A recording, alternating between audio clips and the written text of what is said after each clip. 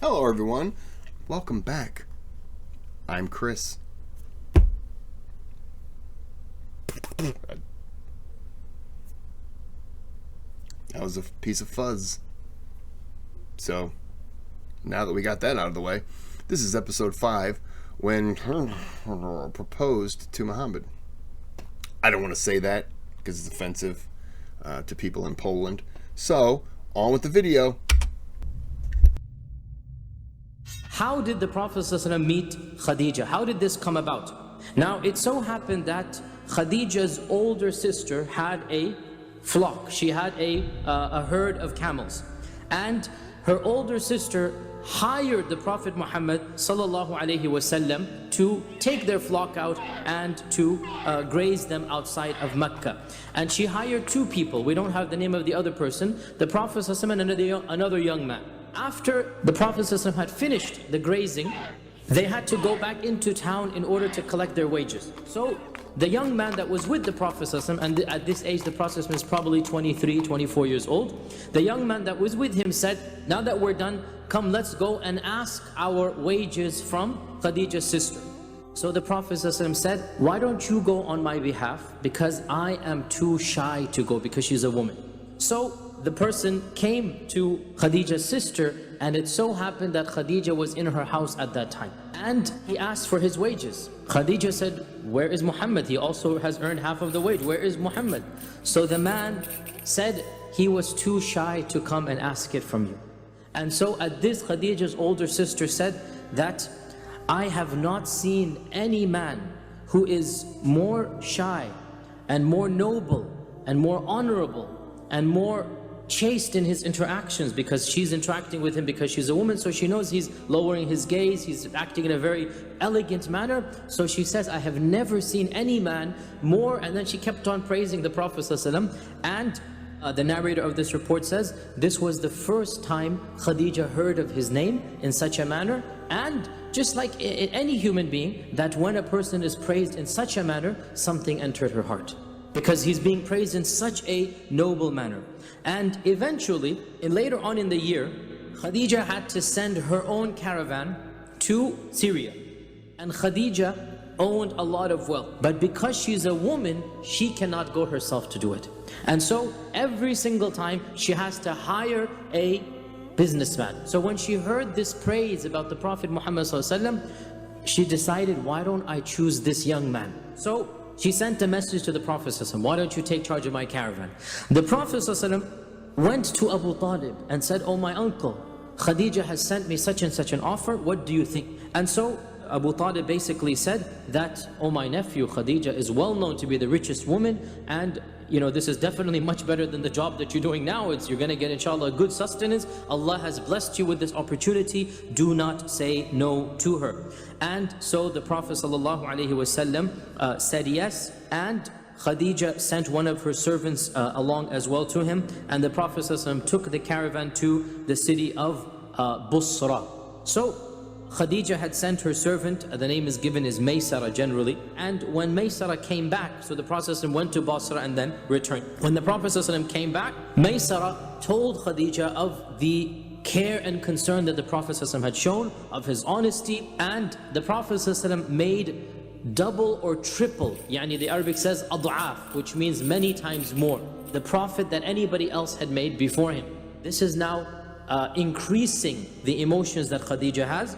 There's nothing wrong at all with her now having a desire to marry the Prophet Muhammad ﷺ. And subhanAllah, what lady would not have desired to marry the Prophet Muhammad ﷺ? The details differ about how the proposal came about, but they all agree about one thing. Khadijah was the one who instigated it. In one version, Khadijah told a friend, or it says another servant of hers who was an elderly lady by the name of Nafisa, it is said that she expressed an interest in marrying the Prophet ﷺ. And so Nafisa said, leave this to me, I will arrange it. And so she visited the Prophet ﷺ, and she was an elderly lady, and she said that, O Muhammad ﷺ, again he's not a prophet at this time, O Muhammad ﷺ, why don't you get married? So the Prophet ﷺ smiled and said, and who would marry me? Because I am the orphan, poor person of the Quraysh. I'm an orphan and I'm poor. Who's going to marry me? And so Nafisa said, what if Khadijah wanted to marry you? What are the odds that a extremely rich woman would marry a poor person back in these days? Because I'm thinking now, a rich woman would not pick a poor man. Poor man would pick a rich man would pick a poor woman. He got her hooked, didn't he? Made her money. Good man. Trustworthy. Oh yeah. She probably walked up to him and was like, so, you ever thought about getting married? And he's like, oh, who would marry me? And she's just like, so I got this ring here. Here, you hold this box that has a ring in it. And then you just point it towards me. And he was like that? And she's like, oh my gosh, yes. And he was like, I didn't, okay. Yep, all right, it is. It's a marriage now. That's how it happened. According to the story that I'm trying to pass along. It's pretty cool, though. All right, back to this. I'm sorry, I started reading, and I was like, why am I just hit the unpause button. There you go. Khadijah. So she's not saying Khadijah is sending me, but it's there. What if my master, what if my friend Khadijah wanted to marry you? And the Prophet ﷺ was quiet, and then he said, why would she want me?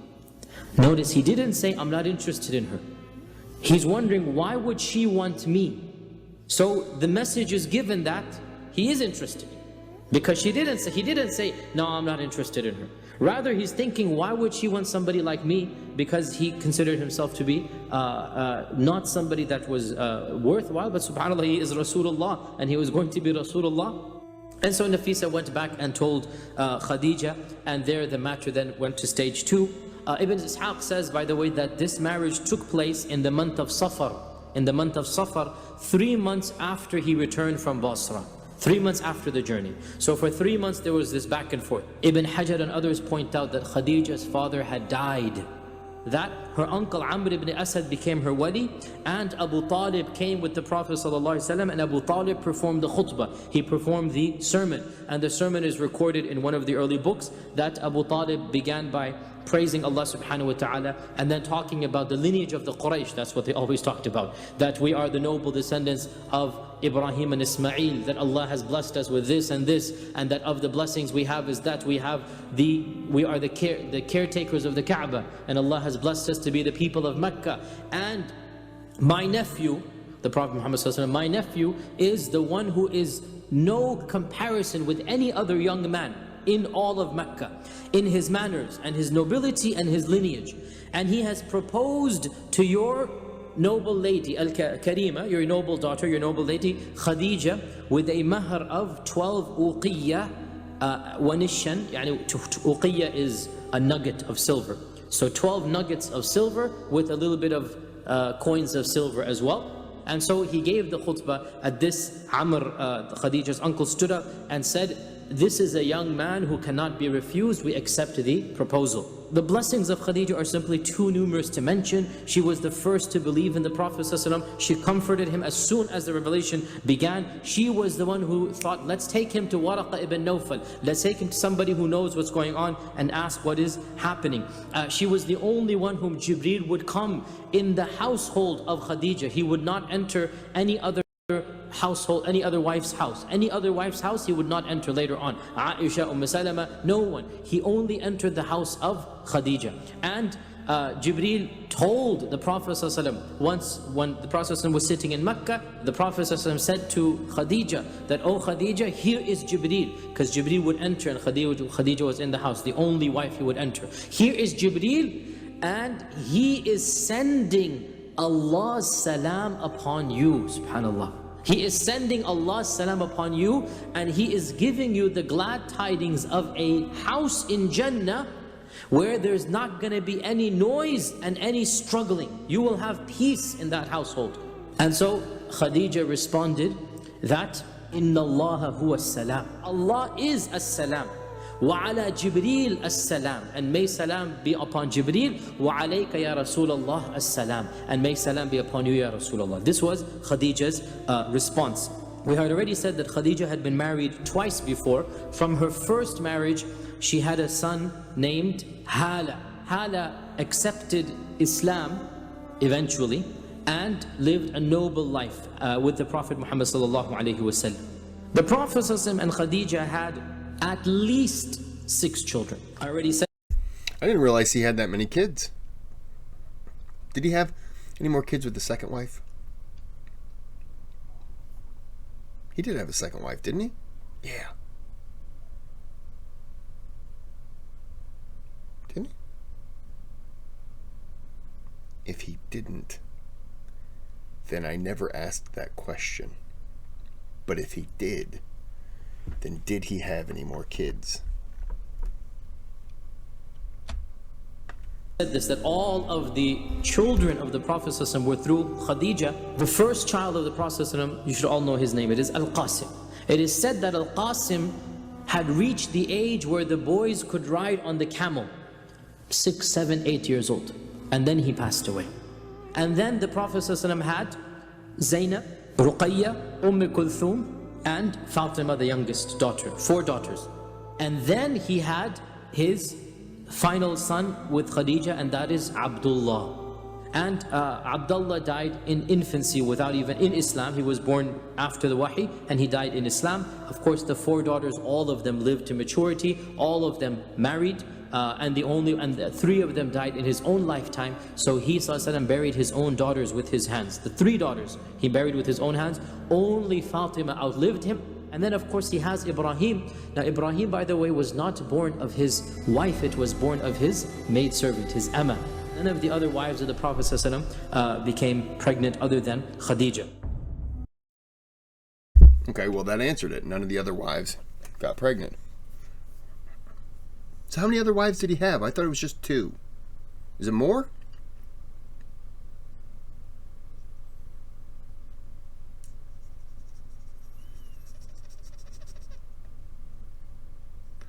None of the other wives. So it sounds like maybe 3? 70? How many? I don't know. And if I did know, I already forgot. Which doesn't say much for my memory. All right. I'm going to end this here. There's a thanks button. You can donate to the channel. All donations are appreciated. You can request a video if you donate. You can request a video if you don't donate. It just takes a little bit longer. You don't have to request anything if you donate. Subscribe. That helps. Malaysia, I'm looking at you. You are now, over the last month, the #1 viewer of my channel. So, thank you. Indonesia's up there. Then, Saudi Arabia's up there. US. UK. I think those round out the top 5. It's weird. I'm only seeing, I think in my total time here, I've only been seen. So when I started my channel, my max viewership in the US was 65%. And when I started doing World War I content, it dropped to 50%. And I always thought that was weird because I thought that Americans would have interest in that stuff. And I did the story of Russia, Napoleon, and I've just watched it just drop. And it's at like, since I started to now, I think I'm at 13% of my total audience has been US. But right now, like the last month, it's 7%. It just feels so weird to know that 93% of your audience is in other countries. It's so wild. And I interact with some of you in email, I interact with comments and stuff like that, and it's just like I'm talking to somebody who's in Yemen right now. I'm talking to somebody who's in Kuwait. I'm talking to somebody who's in Egypt. I'm talking to somebody who's in Malaysia. It just, it just blows my mind at just how small now the world is because of this. It's crazy. I've appeared in your lives, and I know it wasn't the best thing that's ever happened to you, but I do apologize for that. But all right, so we're gonna end this here, and until next time, have a good day, have a good night. Oh, give a thumbs up. If you give a thumbs down, I'm gonna use your head to sharpen my chainsaw. I feel good about that one.